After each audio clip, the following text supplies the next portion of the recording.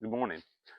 Out in the woods again today, and I know my last couple of videos, I feel like I've been talking about fire and the importance of fire. So I really wanted to kind of drive that home. I talked about like having a lighter doesn't guarantee you a fire, especially the conditions. Again, it's another wet, rainy Arkansas morning. We just had a lot of rain here lately, but having those things doesn't guarantee you a fire if you're not processing the material correctly, if you're not gathering the right material. So I wanted to show you 3 basic survival like fire making tips that's going to help ensure that fire. And we're going to take here a second. We're going to walk around the property here. We're going to gather some material. I'm going to gather some fat lighter, show you what it looks like. I'm going to grab some cedar, and we're really just going to make some feather sticks, some scraping, and some tinder balls, just to kind of show you how that all kind of works, how that kind of ties in together. All this right here is fat lighter. This is where a dead pine tree fell over, the top broke off, it looks like back here behind it. But all that resin has come down into this part here, and it's really, really flammable. Now, up north, y'all don't have that much fat lighter. Here in the south, it's everywhere. I can see I can see 3 other trees besides this one here. So this is a whole lot of fat lighter. I'm 6 foot tall, and that's not to mention the tree back behind it. So I have plenty of fat lighter for days. We're just going to try to break us off a piece of this, and this is what we're going to use for our scraping and our feather sticks. I just wanted to give you a look at how it is. I cut some off of this the other day. I'm about to cut some more off. But you can see that rich golden color, and it will have a kind of a citrusy smell to it. That's how you'll know what you're working with. I'm putting my gloves on because knives are sharp. That's why.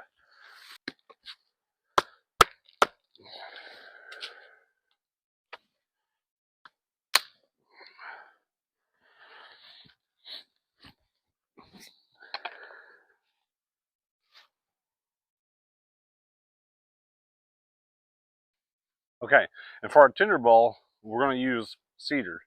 Again, that's really common here in the south, and we're going to use these big long strips of bark. See, I'll just peel that off. Now, some of this is wet. Like I said, we had a lot of rain, but the stuff that's been in the air, that's been hanging out to dry, that's what we're going for.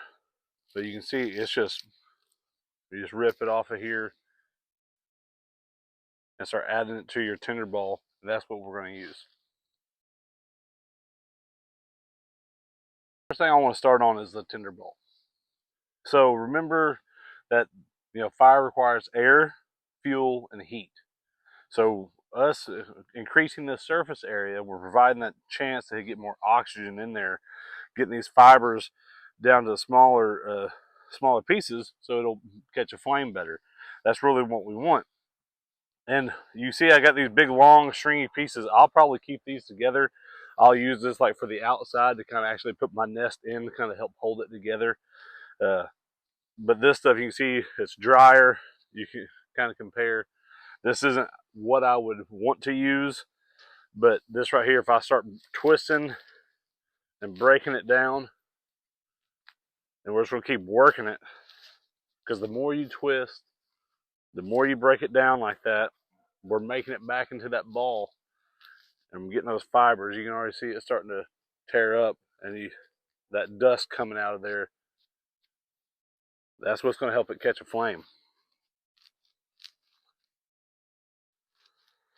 But oftentimes, especially when you're doing a bow drill fire or flint and steel, this needs to be processed because the finer it is, the better it's going to take that spark, take that ember. You don't want to get in a hurry when it comes to this. Again, that's those skills I was talking about, like people take for granted. Like if I have a lighter, it's going to light. But if we don't have a lighter, we're working with something else. Because I know a lighter will put this on fire, right? And so if we just do it the correct way every time, we're not going to have any issues. See, I got a lot of that broke down. And that's about the size of a softball. Now I can take this bigger, chunkier pieces, just if I was going to carry it around. Now I kind of have it together. See, I can hold it up, maybe not burn my hands as much when I'm working with it. So now we're going to start working on feather sticks or scraping. You can see I'm sitting on a log to kind of give me a workbench, so I'm not throwing everything right on the wet ground. But I do want to talk about something first. I'm going to keep all this work out past my knees. I'll be working out here because you don't want to be using a knife anywhere in here. This is referred to as like the blood triangle. We don't want to be having our knives in here near our arteries or anything like that. We're going to work with everything out here. And like I said earlier, knives are sharp. I'm going to put my gloves on. I carry them with me, so why wouldn't I use them? Now, am I going to use them for every little thing? Probably not. But something like this, where I'm shoving and cutting, yeah, why not? I have them with me.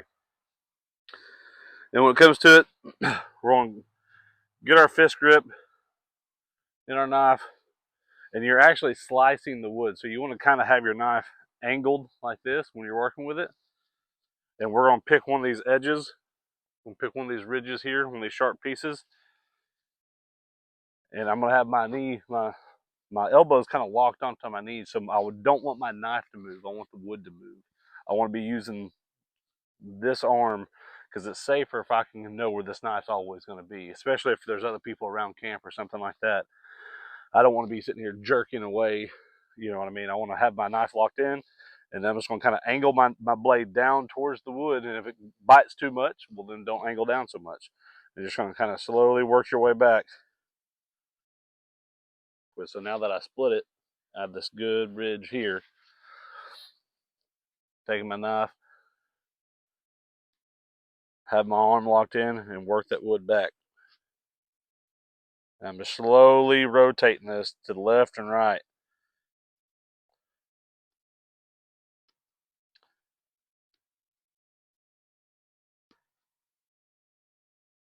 Getting those feathers.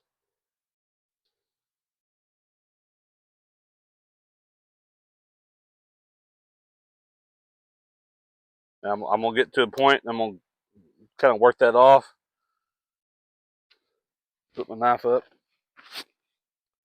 Now I have this good little chunk of feather here. We're creating that space, we're creating that oxygen, creating that surface area for when we strike against it, we're going to have a better chance at catching a flame. Now, if I wanted to save my knife edge or something like that, let's talk about scraping.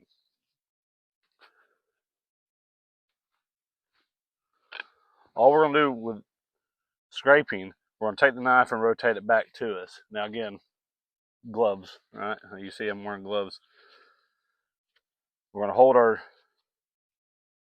hold our knife, and now we're just going to use the back side of the spine to try to get finer shavings.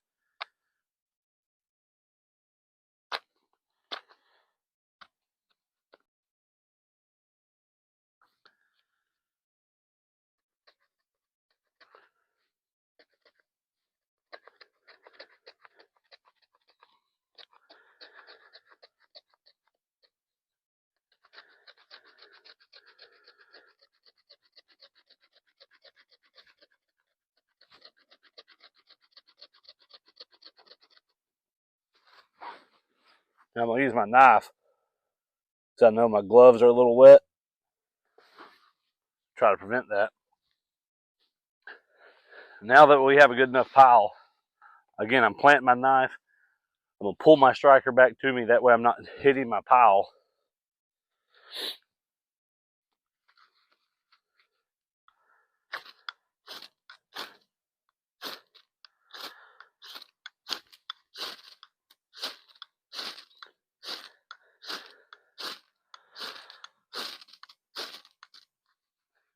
There it goes. Set my feather stick on it. Now my feather stick's on fire.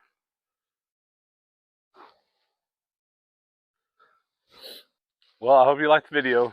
Remember, most important thing is process that material down. Take your time. Really working those fibers, that twisting and gripping motion on that Tinder Bolt, those shavings. Especially, I mean, obviously I used a striker today, but with a lighter that would have took even faster. I wouldn't even have to do the shavings. I could have just done the feather sticks, right? But taking your time and processing those things, because taking it from tinder to kindling that's a very important moment. Remember when you're sitting there processing down, like I said, I put my gloves on. Just because I'm using a sharp knife, I'm manipulating the wood around just in case. Do I do that every time? Probably should, but I don't, right? But get out there, practice it. It's even easier if you've never done any feather sticks or anything like that, or scraping. If you get one of those plastic tent stakes, like from Walmart, the big yellow ones, there's plastic. They burn really well, and they're super easy to start learning those techniques with it.